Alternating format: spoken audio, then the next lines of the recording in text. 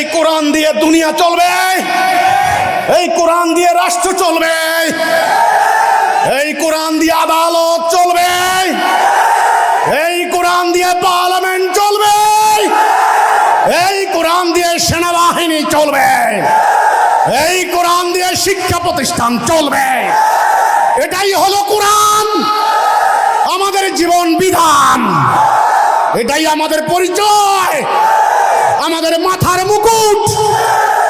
মানব রচিত রাষ্ট্র ব্যবস্থাকে না বলুন, এই প্রতিবাদী স্লোগানকে সামনে রেখে গাজীপুর জেলা ও মহানগর হিজবুত তৌহিদের আয়োজনে অনুষ্ঠিত হল এক বর্ণাঢ্য ও প্রাণবন্ত কর্মী সভা। গতকাল বিকেল ৩টায় গাজীপুরের সাগর সৈকত কনভেনশন হলে এই কর্মী সভা অনুষ্ঠিত হয়। বিশ্বের শ্রেষ্ঠতম বিপ্লবী মহানবী হযরত মুহাম্মদ সাল্লাল্লাহু আলাইহি সাল্লাম বিপ্লবের মূল মন্ত্র কি ছিল? লা ইলাহা ইল্লাল্লাহ, লা ইলাহা ইল্লাল্লাহ। আর কোনো কথা নাই। লা ইলাহা ইল্লাল্লাহ দিয়ে ভিক্ষা করে না কিনিয়া, এই লা ইলাহা ইল্লাল্লাহ দিয়ে রণাঙ্গনে বিজয় লাভ করেছে, লা ইলাহা ইল্লাল্লাহ দিয়ে দুনিয়া শাসন করেছে। মুহাম্মদ ছিল খলিফা, খলিফাতুল মুসলিমিন, আমিরুল মুমিনিন, শাসক, গভর্নর। পবিত্র জুমার নামাজ আদায় শেষে ধর্মপ্রাণ মুসল্লিরা দূর দূরান্ত থেকে ছুটে আসেন অনুষ্ঠানে অংশ নিতে। কিছু সময়ের মধ্যেই কানায় কানায় পূর্ণ হয়ে ওঠে পুরো কনভেনশন হল। আগত কর্মীরা গভীর মনোযোগে এ সময় অতিথিদের বক্তব্য শ্রবণ করেন। হিজবুত তৌহিদের গাজীপুর ও উত্তরা অঞ্চলের সভাপতি শহীদুল ইসলামের সভাপতিত্বে অনুষ্ঠানে প্রধান অতিথি হিসেবে উপস্থিত ছিলেন সন্ত্রাস, জঙ্গিবাদ ও সাম্প্রদায়িকতা বিরোধী সোসাইটির চেয়ারম্যান এবং হিজবুত তৌহিদের শীর্ষ নেতা ইমাম হোসেন মোহাম্মদ সেলিম। তো আমি মুহতারাম ইসলামী দলের নেতাদেরকে বলতে চাই, আপনারা যদি পারেন তাওহীদের উপরে ঐক্যবদ্ধ হন। তাওহীদ, তাওহীদ, অন্য কোন সরকারের অমুক তমুকের বিরুদ্ধে ঢিল মেরা লাভ হবে না।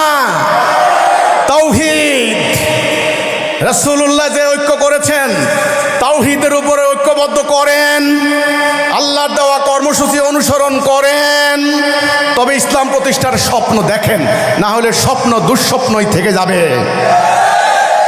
প্রধান অতিথি তার বক্তব্যে বলেন, আমরা যদি মানব রচিত রাষ্ট্র ব্যবস্থা বর্জন না করি তবে সমাজে শান্তি কখনোই প্রতিষ্ঠিত হবে না, গণতন্ত্র আমাদেরকে মুক্তি দিতে পারবে না। আমাদের উচিত ব্যক্তিগত জীবন থেকে শুরু করে রাষ্ট্রীয় পর্যায় পর্যন্ত প্রত্যেকটি জায়গায় আল্লাহর হুকুম প্রতিষ্ঠিত করা, তবেই সমাজে শান্তি প্রতিষ্ঠিত হবে, মানুষ দরজা খোলা রেখে ঘুমোতে পারবে।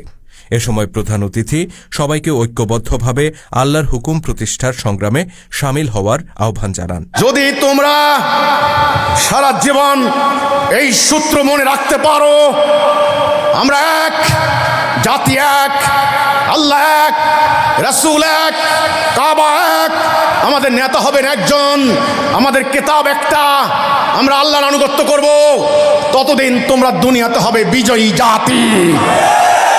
ইন্নাদ দীনা ইনদাল্লাহিল ইসলাম। দিন কিন্তু দুই প্রকার। কয় প্রকার? আল্লাহ দেওয়া, মানুষের তৈরি করা। আমরা কোনটা মানব? মানা উচিত কোনটা? বাস্তবে এখন কোনটা মানি? মানুষের তৈরি। মুসলমান থাকি আমরা? আপনারা বলুন তো দেখি, থাকি না? অনুষ্ঠানে স্থানীয় হিজবুত তৌহিদের বিপুল সংখ্যক কর্মী, ধর্মপ্রাণ মুসল্লি, স্থানীয় গণ্যমান্য ব্যক্তিবর্গ, বিভিন্ন পেশার প্রতিনিধি, সমাজ সচেতন নাগরিক ও সাংবাদিকবৃন্দ উপস্থিত ছিলেন। তাদের স্বতঃস্ফূর্ত অংশগ্রহণ কর্মসূচিকে বর্ণাঢ্য করে তোলে। অনুষ্ঠান শেষে দোয়া ও মোনাজাতের মাধ্যমে কর্মী সভা সমাপ্ত হয়। তোমার হামলায় আমাদের শহর, নগর, বন্দর ধ্বংস হয়ে যাক, আমরা চাই না। আল্লাহ, আল্লাহ, আমরা উদ্বাস্তু শিবিরে তাদের ত্রাণ ভিক্ষার জন্য আমরা আজকে লাইন ধরতে যাব না। আল্লাহ, আল্লাহ, আমরা বেঁচে থাকতে আমাদের নারীদের ইজ্জত লুণ্ঠন হতে দেব না। আল্লাহ,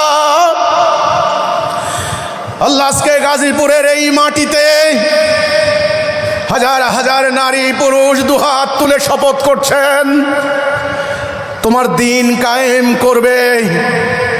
তোমার রাসূল যে দায়িত্ব পালন করে গেছেন, তোমার সাহাবা একরাম, তোমার রাসূলের সাহাবাইরা রক্ত দিয়ে যে দিন কায়েম করে গেছেন, কয়েক শতাব্দী পর সেই দায়িত্ব পরিত্যক্ত হয়ে গিয়েছিল, যার ফলে আমরা ইউরোপিয়ানদের হাতে পরাজিত হয়েছি, আমরা লাঞ্ছিত হয়েছি। আজ হিজবুত তাওহীদের আহ্বানে জমানার ইমামের অনুপ্রেরণায় আমার মতো গুনাহগার এক বান্দার ডাকে হাজার হাজার বনি আদম আজকে আবার তওবা করে আবার ঈমান আনার শপথ করছে। আল্লাহ